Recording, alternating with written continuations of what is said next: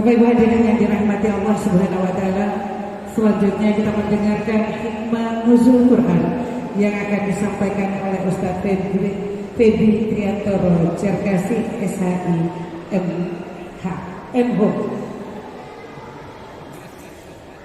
Pada Ustaz dengan hormat disilakan.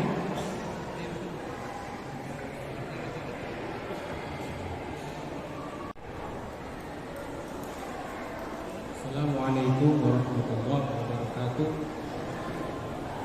Bismillah, alhamdulillah, salatu wassalamu ala rasulillah nabiyina wa rasulina wa ala alihi wa sahbihi wa man tabi'a huda bi sunnatihi wa jama'ata min yawmin hadha ila yawmin akbar.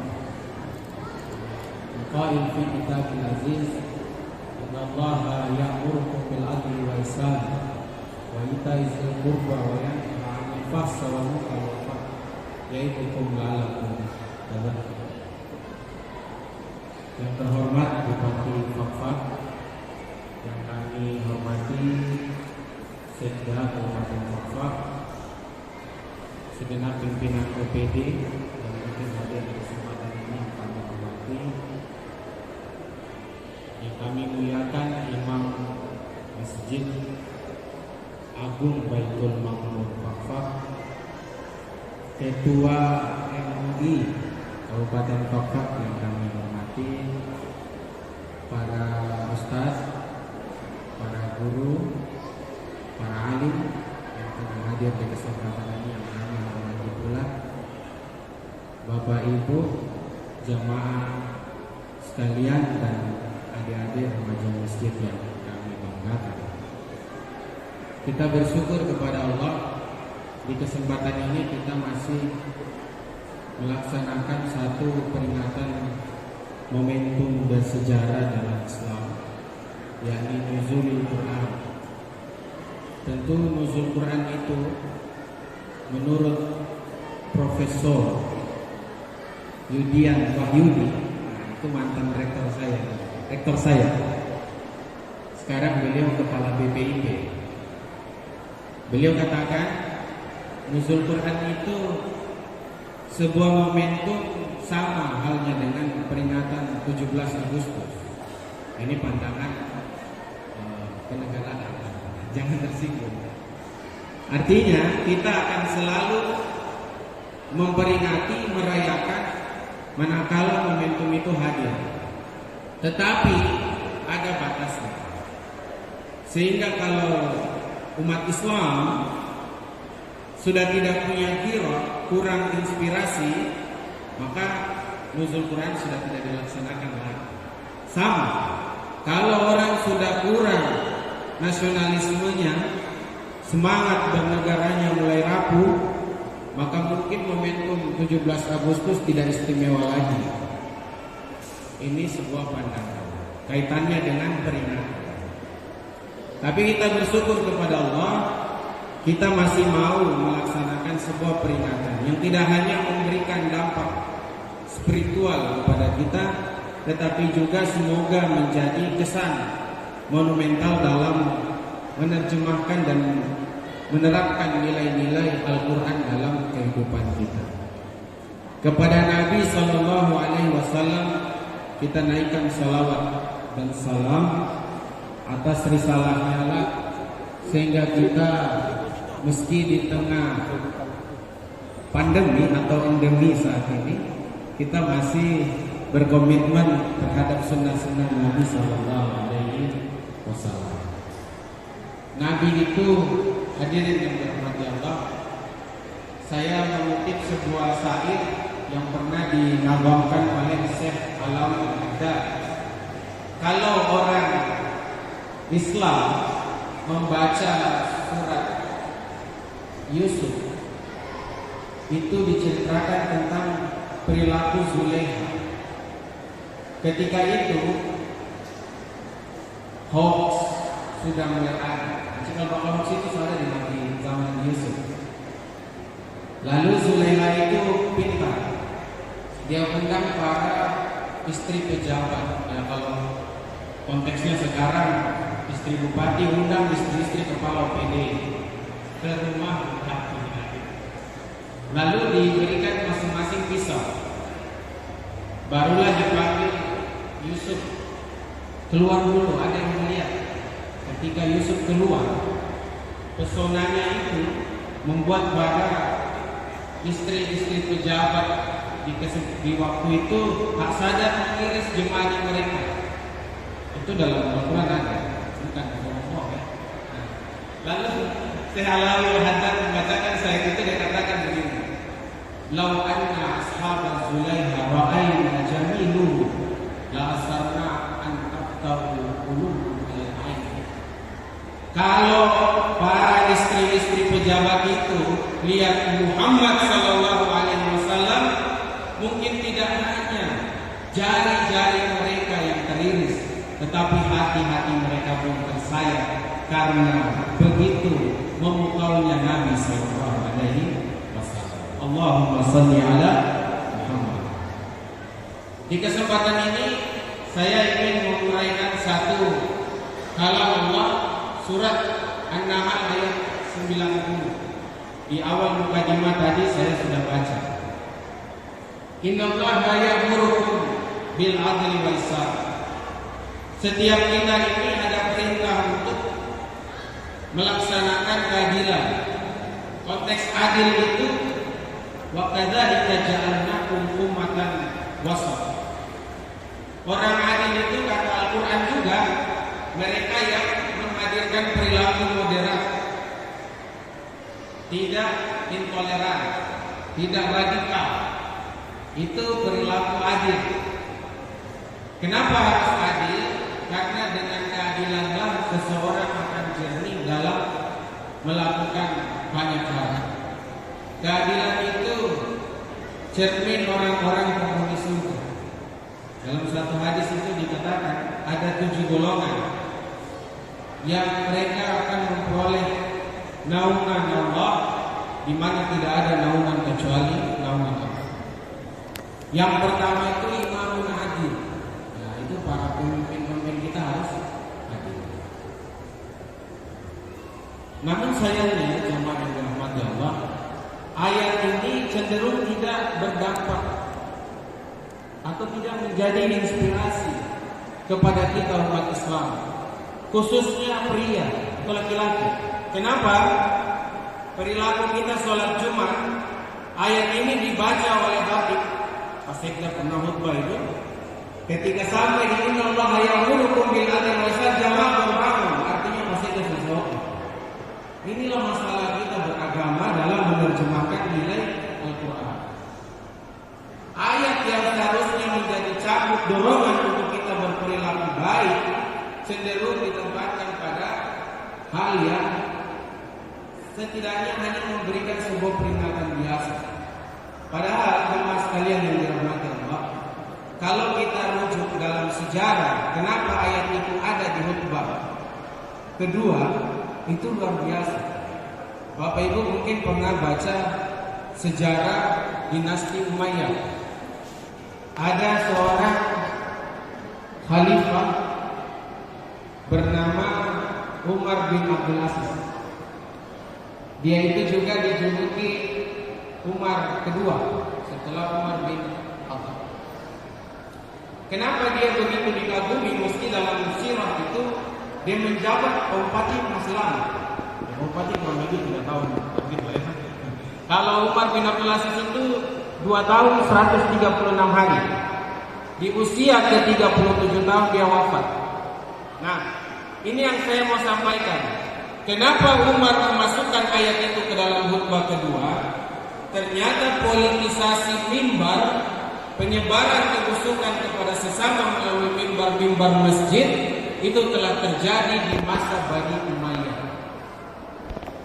Jadi ketika itu setiap ustaz yang naik mimbar khutbah Jumat, wajib hukumnya di khutbah kedua dia mencaci Ali Karamullah wajah sebagai rival politik dari dinasti Bani Umayyah. Jadi kalau Islam kita bawa dalam ajaran Qur'aninya tentu tidak bermasalah. Tetapi kalau dia diterjemahkan ke dalam ruang-ruang publik, itu Islam mulai masalah. Ini perlu kita pahami. Sehingga semangat kita sholat dari rangkaian takbir sampai salam di masjid itu harus berimplikasi di luar masjid.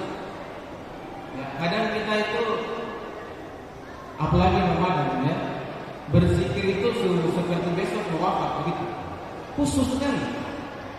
Tapi kalau dia komen juga di medsos itu pedis juga, meski jari jemarinya itu menekan begitu santai saja. Ini perilaku yang tidak mencerminkan seorang muslim. Itu yang pertama. Yang kedua, wa ihsan. Kita dianjurkan untuk berbuat baik.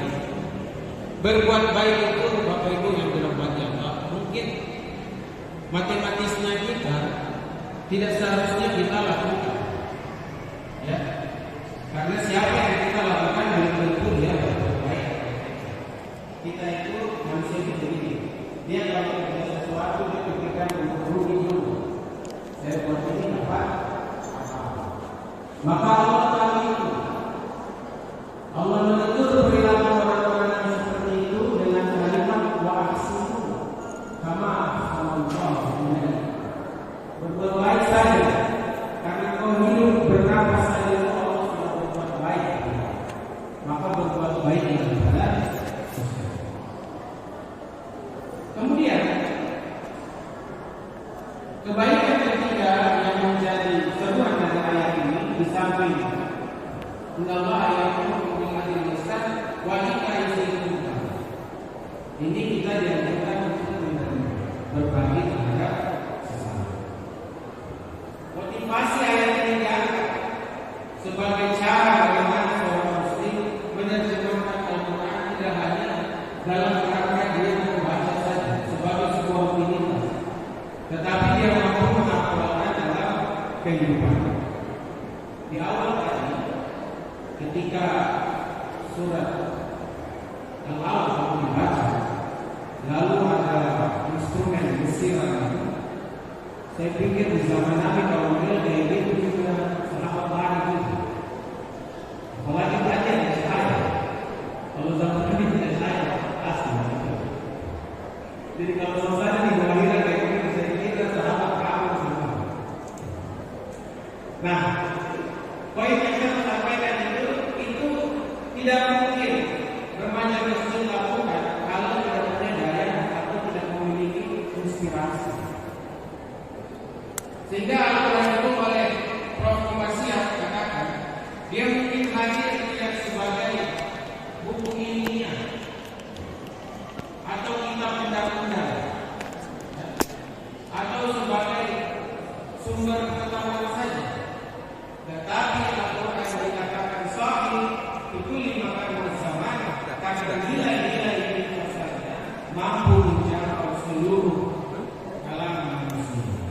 Boleh jadi redaksinya Arab, sampai di Indonesia kita bisa paham karena terjemahan kita Arab. Jadi Bapak Ibu yang dirahmati Allah Subhanahu wa taala, itu tidak hanya mendorong kita untuk senantiasa pembumian nilai-nilai Al-Quran. Saya malah tertarik dengan pendapat Prof. Umar tadi, meski Al-Quran itu kita baca sampai apa, ya, lalu waktu itu masih tetap mati gitu. Jadi baca Quran setiap saat itu tidak menjadi garansi masalah selesai. Itu konkretnya gitu. Ya, artinya kita baca Quran 30 juz itu minyak masih langka.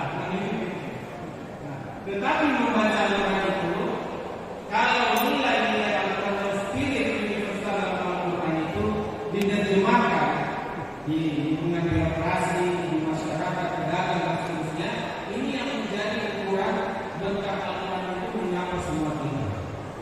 Saya ingin sampaikan satu hari sebelum saya rumah tidak biasa ngomong itu, tetapi karena ini bertepatan tema pemerintah itu kan tersenyum. Dalam hadis itu dikatakan kita, man ta'allama ayatan min kitabillah fa yatahu biwajhihi. Seseorang yang mempelajari satu saja ayat dalam Al-Quran ini di akhirat nanti ayat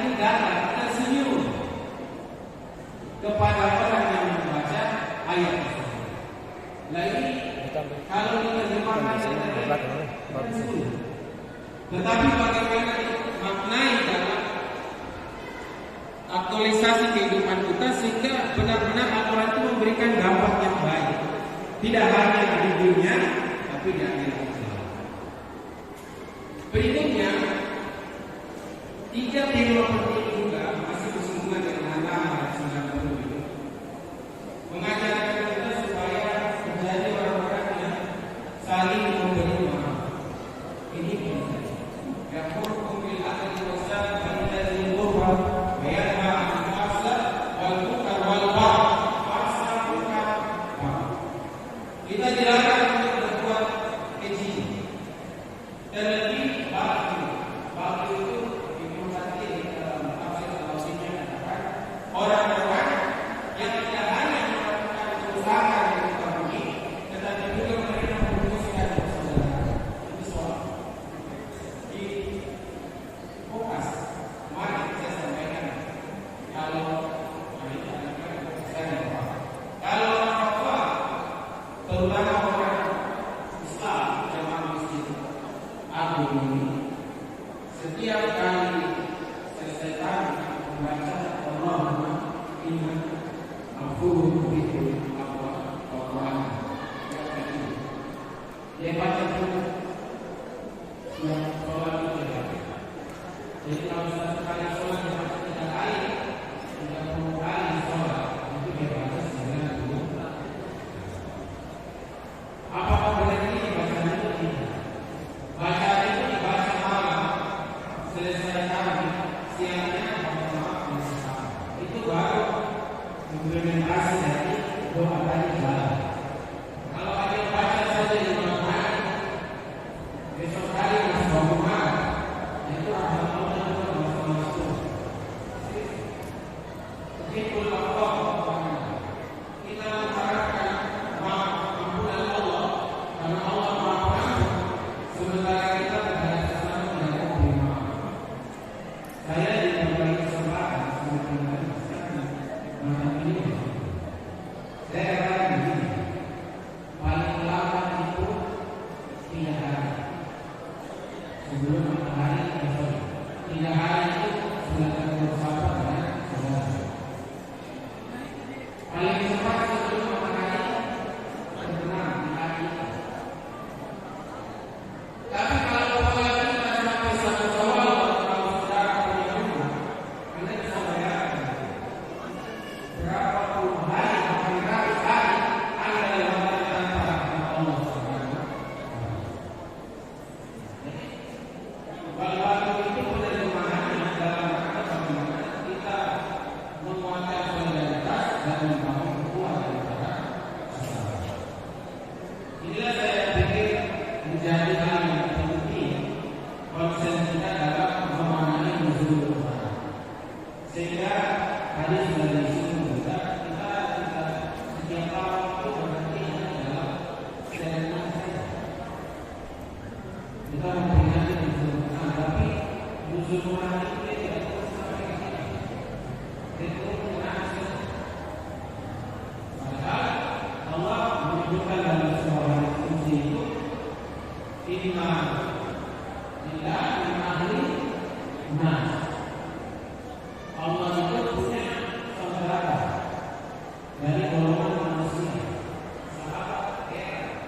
Karena dalam Al-Quran itu lam yalid wa lam yulad.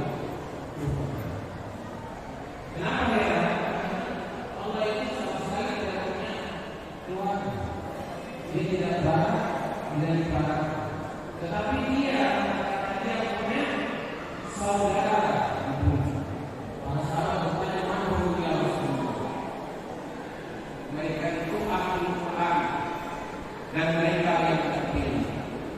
Jadi kalau kita mengaku berislam, berquran, maka mesti kita bukan qari'ah tadi atau para hafiz. Setidaknya nilai-nilai Al-Quran itu kita laksanakan dalam kehidupan sehari-hari. Agar kenapa? Berkah Al-Quran itu menyapa kita tidak hanya di dunia, terlebih di akhirat. Barang siapa membaca Quran, ya'ti fi yaumal qiyamati safian li ashabi. Siapa yang membaca Quran, kelak di akhir nanti Al-Quran datang sebagai syafaat atas dirinya. Saya kira ini sepenggal manfaat dari peringatan atau momentum nuzulul Quran. Semoga bisa memberikan makna dalam memahami Al-Quran sebagai pedoman hidup, terlebih mentradisikan Al-Quran dalam keseharian kita. Syukran wa dumtum fi khairi wa barakati wan najah. Wallahul muwaffiq ila aqwamit thariq. Wassalamualaikum warahmatullahi wabarakatuh.